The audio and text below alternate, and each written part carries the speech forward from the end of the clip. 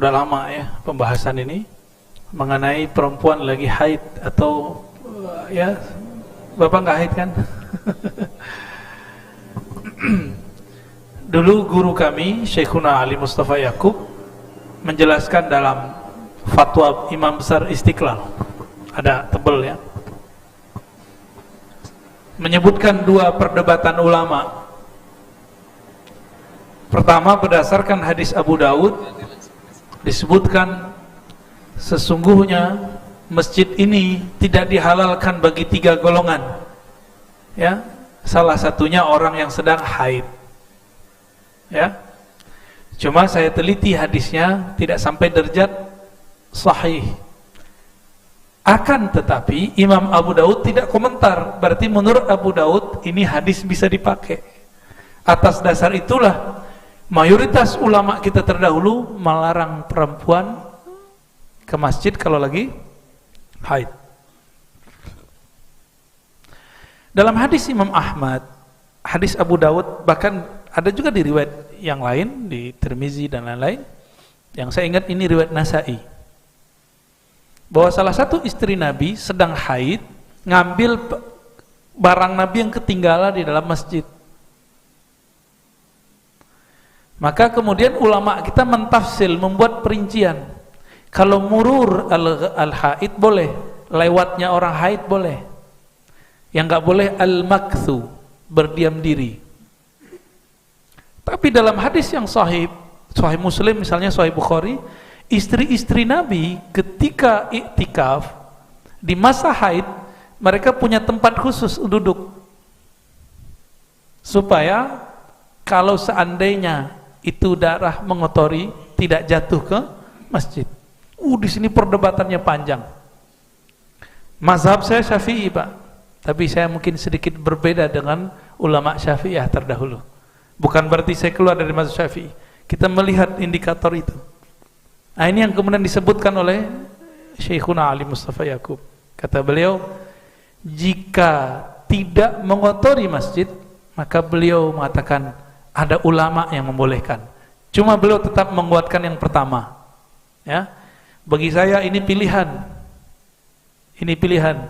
Anjuran saya kalau syak ibu-ibu itu di luar kan masih bisa. Ya, di luar kan masih ada pintu, bisa terdengar. Ini kita jamak. Pendapat ulama yang berbeda itu rahmat. Yang enggak ada syaknya silakan. Yang penting ada keyakinan. Ya, gunakan perangkat alat-alat yang sudah ada sekarang, pembalut supaya tidak mengotori masjid. Cuma biasanya ada beberapa perempuan, mohon maaf, deras darahnya, walaupun udah pakai netes. Nah, ini berbahaya. Maka dianjurkan kalau lagi haid sebaiknya di bagian luar. Meskipun ada ulama yang membolehkan. Nah, kita nggak membolehkan mutlak, tidak melarang mutlak. Kenapa begitu? Karena ulamanya nggak sepakat. Dan ada hadis Nabi membiarkan istri jalan di masjid. Lo jalan sama duduk kan lebih bahaya jalan, Pak. Benar nggak? Jalan masuk murur. Ya. Nah, di mazhab Syafi'i dibolehkan murur, dilarang al-maks, berdiam. Nah, ini perdebatan ulama. Tolong diingat, ini perbedaan ahli fikih. Setiap masa akan ada perbedaan-perbedaan. Gak usah jauh-jauh ya. Ibu-ibu yang lahir tahun-tahun 60, 50, bahkan 70, pembalut itu gak secanggih sekarang. Maka di zaman itu wajar ulama kita keras mengatakan tidak boleh. Ya. Untuk hati-hati, namanya al-khuruj minal khilaf, keluar dari perdebatan mustahab, itu dianjurkan. Jika ragu mungkin di luarnya, kalau nggak ragu bisa menjamin ya, kalau ada yang netes tanggung jawab, bersihin ya, kira-kira begitu ya. Yang kedua tadi, bagaimana caranya hidup mulia mati syahid. Wah, itu slogan kita dari kecil ya, ternyata itu slogannya umat Nabi Muhammad dari masa sahabat sampai akhir zaman. Hidup mulia kalau mengenal yang maha mulia dan mengenal kekasih yang maha mulia, maka dia akan kepercik kemuliaan yang maha mulia itu. Yang Allah pandang di muka bumi itu cuma qalbu Nabi Muhammad sallallahu alaihi wasallam. Yang Nabi pandang cuma qalbu Nabi dan pewaris Nabi. Kenapa? Karena qalbu mereka ma'murun bidzikrillah, dipenuhi dengan nama-nama Allah. Ini, maka Allah cuma melirik qalbu mereka, yang lain Allah gak lirik. Dan semuanya ngikut kepada qalbu Rasulullah sallallahu alaihi wasallam. Jadi kalau bagi saya qalbul alamin qalbu Rasulillah. Qalbu alam semesta itu adalah qalbu Rasulullah sallallahu alaihi wasallam. Siapa saja yang di qalbunya ada nama Nabi Muhammad, ada cinta kepada kekasih Allah Nabi Muhammad, maka orang-orang ini akan dimuliakan oleh Allah dengan kemuliaan Nabi Muhammad sallallahu alaihi wasallam. Maka bersolawatlah kepada beliau, ikuti ajaran-ajarannya. Ajaran beliau itu bukan, jangan yang zohir-zohir dulu, mulai dari yang batinnya, akhlaknya. Jangan kita ngikutin Nabi mulai dari penampilan fisik, nggak temu. Nabi pakai jubah luar, pakai sarung kemana-mana, pakai pakaian atas, pakai pakaian bawahan, lalu pakai jubah, pakai sarban. Nggak kuat kita ngikutinnya.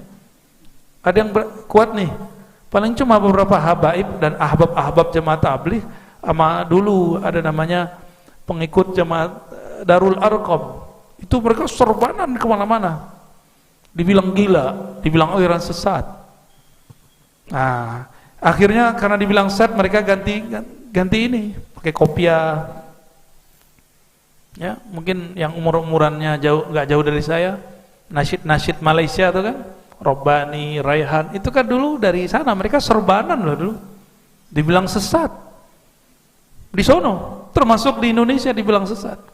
Mereka kemudian ganti pola, mulai pakai kopiah hitam, mulai kopiah bulat itu, apa namanya itu, songkok, kupluk apa,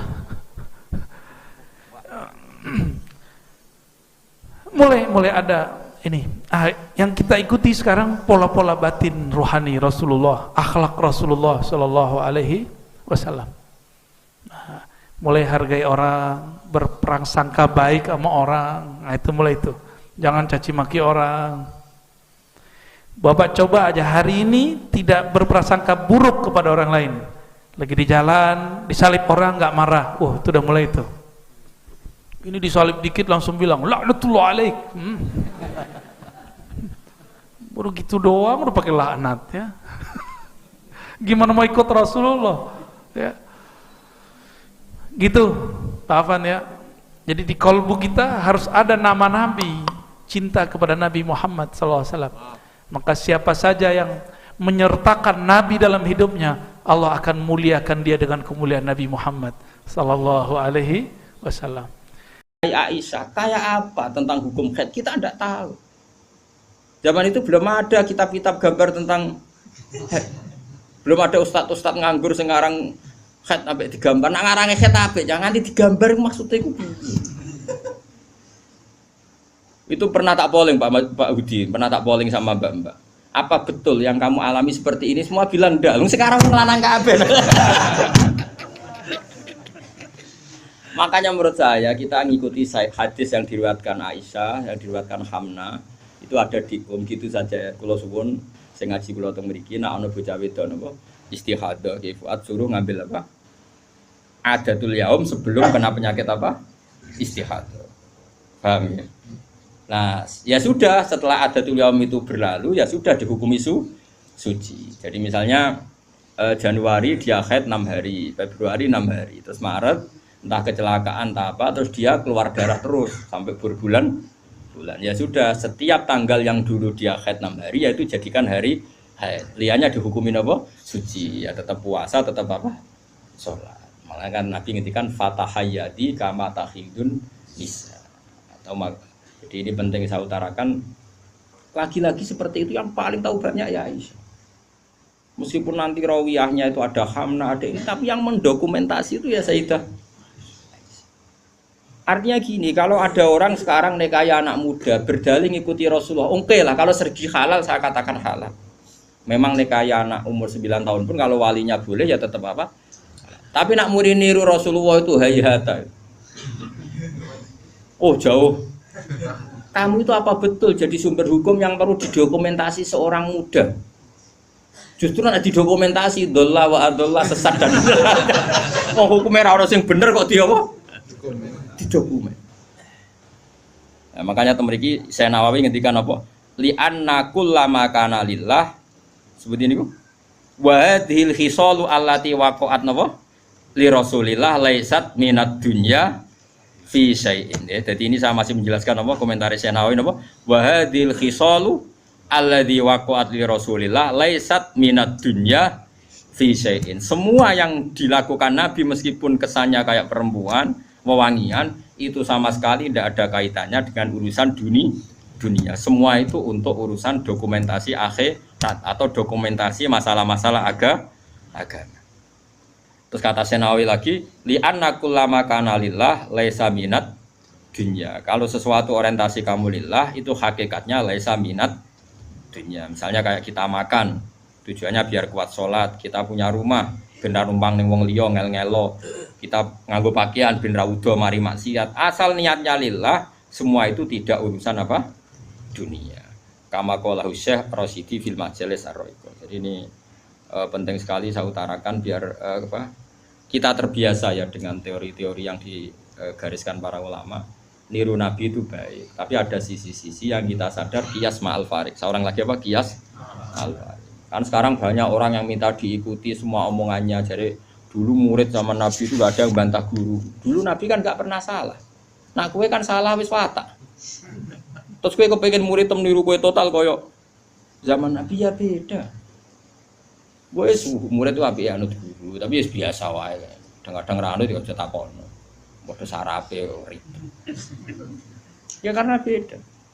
Saya punya kitab Sunanun Nasa'i buat Misbah.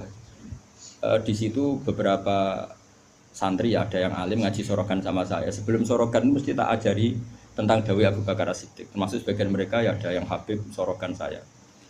Beliau alim, tapi ya tadi tetap tak kasih tahu kita kesepakatannya pakai hadis ini. Abu Bakar itu seorang sahabat dan dia Amirul Mukminin Khalifatul Rasulillah. Pas itu malah gelarnya masih Khalifatul Rasulillah.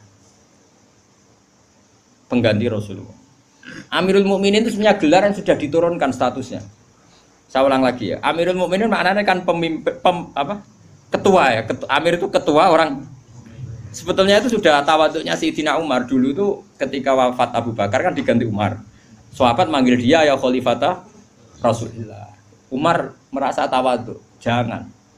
Saya itu tidak sebaik Abu Bakar. Saya tidak layak mendapat gelar Khalifah Rasulullah. Saya tidak sesempurna Abu Bakar. Panggil saja saya ini ketua, sang ketua. Jadi Umar ya unik. Jadi Amirul Mukminin sudah tawaduk. Tapi dia mau celuk anak buah ya mau dan pokoknya dia tetap. Jadi Amirul Mukminin sudah porsinya sudah diturunkan. Karena kalau Khalifah Rasulullah terlalu sakral. Nah, Abu Bakar itu kan sudah Khalifah Rasulullah. Suatu saat hadis ini sering saya utarakan yang pernah ngaji saya sorokan yang Gus maupun yang Habib maupun yang biasa. Ini penting harus jadi etika kita sebagai kiai. Singkat cerita itu sahabat-sahabat itu kan menangi dulu zaman Nabi itu kalau ada orang yang bikin Nabi sakit atau Nabi tersiksa atau Nabi terdesak, orang ini halal dibunuh. Karena Nabi itu kekasihnya Allah dan perintahnya Rasulullah pasti juga perintahnya Allah. Jika yang tentang perintahnya Nabi dan melawan berarti munafik atau kafir dan halal dibunuh. Singkat cerita Abu Bakar sering mengalami satu keputusan yang dibantah orang. Dibantah ini terus ada penggemar loyalis siapa? Abu Bakar bilang, "Da'ni adrib unuqah ya Khalifata Rasulullah. Lepaskan saya akan saya bunuh orang itu." Terus Abu Bakar tanya, "Kenapa demikian?" "Ya dia nentang kamu ya Rasulullah. Dulu ada orang kok nentang pendapatnya Nabi kita bunuh," kata si Asobiyin tadi yang orang sangat asobiyah. Abu Bakar pertama itu marah, ketika dibikin marah itu pertama ya marah. Saya ulang lagi, Abu Bakar ketika ada orang yang nyolu dia, marah. Fatalah warna wajahnya kelihatan merah ketika digugat, dikritik. Terus ada sahabat yang asobiyah, yang cara saiki loyalis, Apa saya bunuh ya khalifata Rasulillah sebagaimana dulu kita bunuh orang-orang yang anti Rasul. Itu fakaan nama itu di hadis fakaan nama subba fi wajhi ma'un barid. Seakan-akan Abu Bakar itu tersirami air dingin, langsung redam marahnya. Redam terus dipanggil orang itu. Laisa dzalika li ahadin ba'da Rasulillah sallallahu alaihi wasallam. Itu ensofnya Abu Bakar. Tidak ada orang tentang boleh dibunuh itu hanya Nabi. Saya ini tidak Nabi. Bisa saja yang salah itu saya. Coba laisa dzalika li ahadin ba'da Rasulillah. Spesial seperti itu. Orang tentang mesti salah itu hanya Nabi. Kalau kita kan delok-delok masalahnya, kadang kita benar, kadang kita yang salah. Coba. Dan menurut saya semua kiai, semua ulama harus apal hadis itu supaya kita tidak menyamakan diri kayak Rasul. Lagu biasa ngomong Mustafa radhi turuti gayane wae khusyuk biasa ra terus tak celok suwe jebule. Oh suwe mut ketileman lu. Gayane wae khusyuk. Lah balik kula teko ring kene biasane disambut ra kenapa? Lali kula. Coba mbek kiai ini sing mulang. Nanti saulan pisan ketemu lali, lah bedino murid kok bedino lali. Tapi aku yo ora gelo mergo lesa dari kali ahadin ba'da Rasulillah. Wis ora gelo. Ngaku ra nabi bodoni biasa.